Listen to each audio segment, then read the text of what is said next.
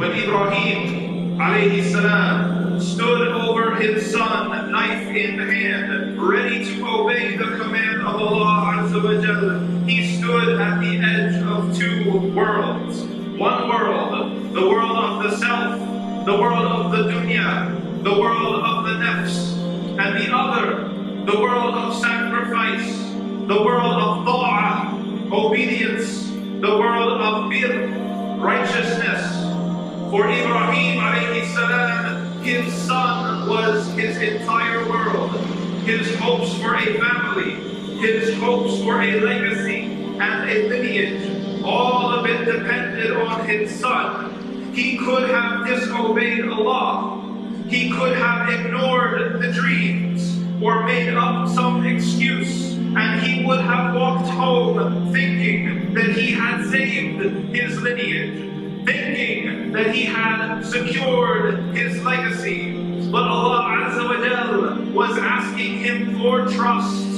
Allah Azza wa Jal was telling Ibrahim alayhi salam, you think you get what you're after this way. You think that if you hold on to your son, that you are guaranteed a legacy. But nothing can happen without Allah's will. Allah Azza wa Jal wanted to prove a point. You think if you sacrifice your son, your family is gone, and your legacy is gone, and your lineage is gone. But Allah Azza wa Jal, He is able to do whatever He wants. Allah Azza wa Jal is the one who gets to decide, even if it seems like it makes no sense. How can someone save their lineage and legacy through sacrificing their son? With Allah subhanahu wa ta'ala, it is possible. For Ibrahim alayhi salam, that was the only way. Hold on to his son, and Ibrahim alayhi salam would have been forgotten. Sacrifice his son, and he will be remembered. Allah subhanahu wa ta'ala decides. Just like the mother of Musa alayhi salam, the only way for her to save Musa's life was to send him down the river in a basket. If she holds on to her son, she loses him. He will be killed. If she lets him go, she saves him. Allah subhanahu wa ta'ala decides. Just like Musa alayhi salam, the only way to overthrow Fir'aun was to grow up right in Fir'aun's house.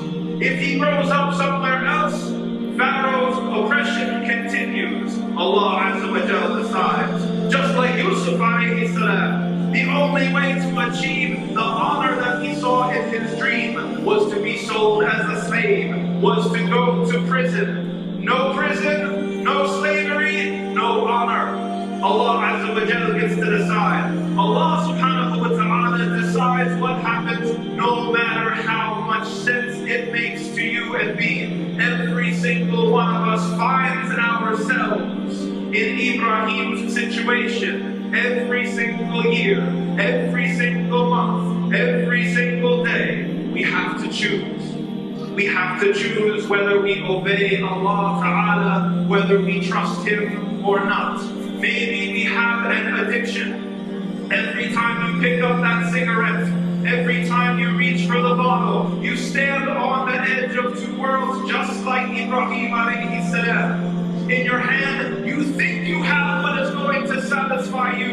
And Allah Azza wa Jalla is telling you that the only way to true satisfaction is to put it down and to give it up.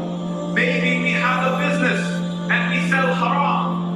Every time you put in your order from the vendor, you stand on the edge of two worlds just like Ibrahim alayhi salam. You think by selling the haram that you are securing your livelihood, that you are getting your money, and Allah Azza wa Jalla is telling you that the only way to truly secure your livelihood in this life and the next is to put it down and give it up and trust Allah. Every single one of us finds ourselves in Ibrahim's place sooner or later, and every single one of us has a hard decision to make. But Allah Azza wa Jalla wants you and I to know that whatever we love, the only way to get it is by obeying Allah subhanahu wa ta'ala. The thing that we fear, the only way to stay away from it and avoid it is to obey Allah subhanahu wa ta'ala. And there is no honor and there is no dignity in disobeying Allah subhanahu wa ta'ala. أقول قولي هذا واستغفر الله لي ولكم ولسائر المسلمين في كل ذنب فاستغفروه إنه هو الغفور الرحيم. Ibrahim alayhi salam had the same choice to make, and he chose obedience. Because of his choice, Allah subhanahu wa ta'ala gave him more than he could have ever imagined. Today, we celebrate Ibrahim's trust. We celebrate Ibrahim's sacrifice, Ibrahim's triumph over fear.